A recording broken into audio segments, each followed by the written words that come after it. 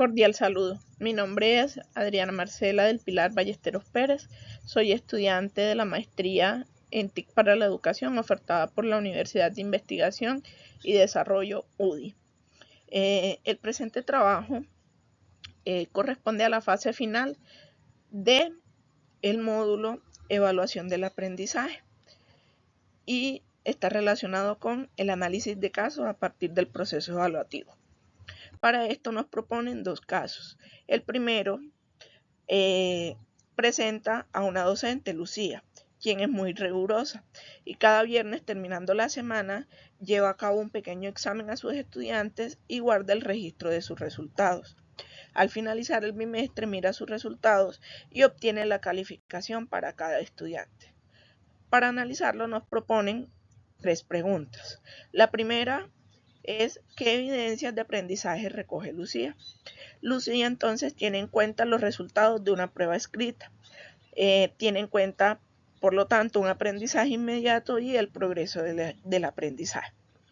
Entonces, la evidencia del aprendizaje, digamos que es cerrada porque únicamente tiene en cuenta el resultado de la prueba escrita. No tiene en cuenta ninguna otra habilidad, ninguna otra estrategia.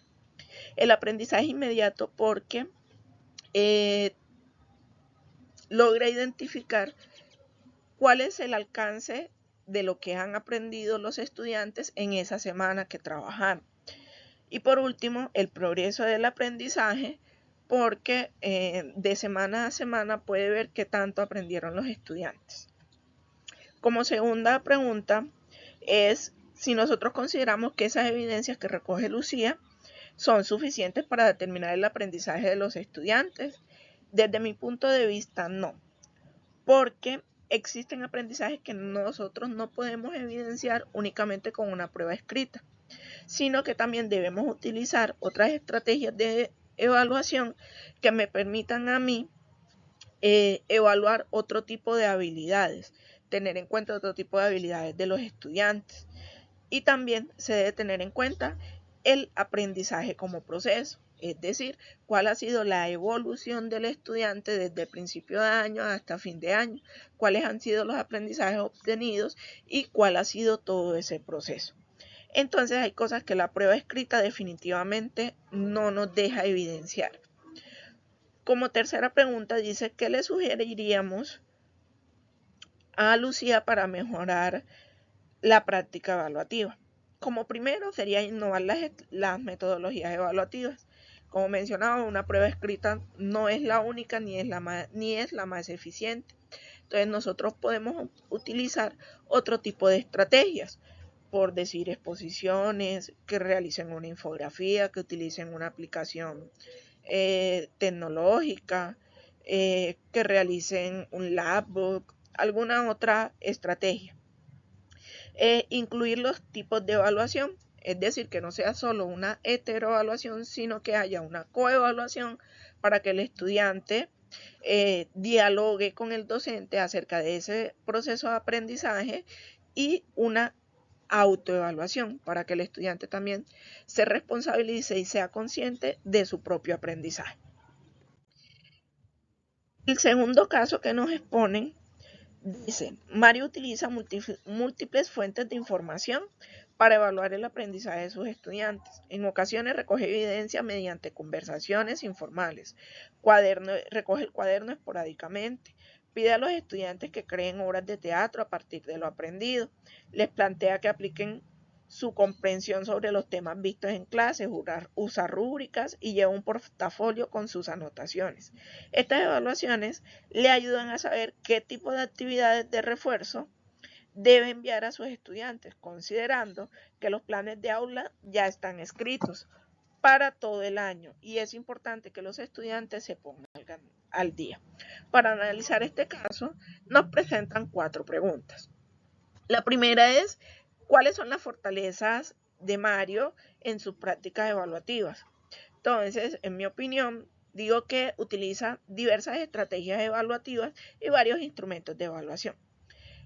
Varias estrategias y varios instrumentos por cuanto no tiene en cuenta únicamente una prueba escrita, sino que también recoge lo que el estudiante tiene en el cuaderno, la comprensión y la puesta en práctica de esos conocimientos que han adquirido los estudiantes.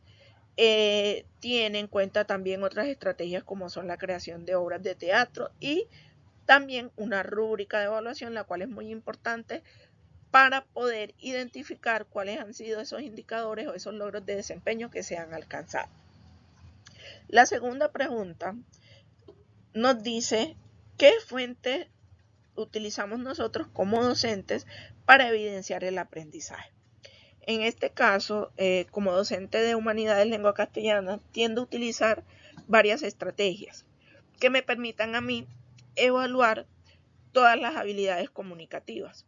Por ejemplo, las exposiciones, las socializaciones, los debates, la participación en clase me permite a mí evaluar la oralidad, ¿cierto? Cómo manejan ellos un discurso oral. La parte escrita por medio de talleres, de trabajos escritos, la realización de exámenes, los trabajos en los cuadernos, cuando organizan presentaciones para exposiciones, cuando me hacen infografías. Ese tipo de actividades me permiten evaluar la parte de redacción y la parte escrita, cómo es ese discurso. Aparte de eso, también hay otro tipo de actividades que, si bien no evalúan como teorías en sí, sí me permiten evaluar esas habilidades sociales que tienen los estudiantes. Entonces, son múltiples fuentes. La tercera pregunta dice, ¿los resultados de las evaluaciones son solamente para evaluar planes de refuerzo? No. Si bien es cierto que con los resultados de las evaluaciones nosotros podemos identificar cuáles son las falencias o cuáles son los logros que hace falta alcanzar y con ello realizar planes de mejoramiento, entonces nosotros podemos reconocer cuáles son esas falencias de los educandos, pero también podemos analizar cómo es nuestra práctica evaluativa, es decir, modificar o mejorar, cambiar, buscar otras estrategias que me permitan a mí que el estudiante aprenda, porque muy posiblemente todos no aprenden, muy posiblemente no. Nosotros como docentes y en la práctica sabemos que todos los estudiantes no aprenden de la misma manera, ¿cierto? Porque hay estilos de aprendizaje y también debemos tener tener en cuenta las inteligencias múltiples y debemos tener en cuenta lo que tiene que ver con las necesidades educativas especiales, que ya lo mencionaré en la siguiente pregunta. Entonces, con los resultados de las evaluaciones, no solo haremos planes de mejoramiento, sino analizaremos todo el proceso evaluativo en sí. Por último, nos presentan la pregunta de qué otras decisiones podemos tomar a partir de los resultados obtenidos. Entonces, como les mencionaba, analizamos las estrategias de enseñanza, podemos diseñar los planes de mejoramiento, identificar, muy importante, cuáles son las necesidades de aprendizaje, sobre todo las necesidades educativas de aprendizaje, y con ello elaborar los planes integrales de ajustes razonables, que con esto de la inclusión todos debemos elaborar, atendiendo a las condiciones específicas que tienen nuestros estudiantes para aprender. Esto en colaboración de los docentes de apoyo y en colaboración de la orientadora escolar. Y por último, realizar entonces ajustes al currículo. Entonces, el proceso evaluativo es algo complejo, es algo que nosotros no podemos tomar como una nota definitiva, sino que hay muchas cosas que nosotros debemos tener en cuenta. Y sobre todo, esas habilidades que no se pueden medir con una nota cuantitativa, sino que con el comportamiento, las actitudes, los avances, podemos nosotros valorar. Por último, presento esta frase que me parece muy importante. Dice, la evaluación es una oportunidad de aprendizaje, no un juicio final. Y está en concomitancia con lo que les decía. No debemos únicamente enfocarnos en la nota final, sino en el progreso que ha tenido el estudiante. Muchas gracias.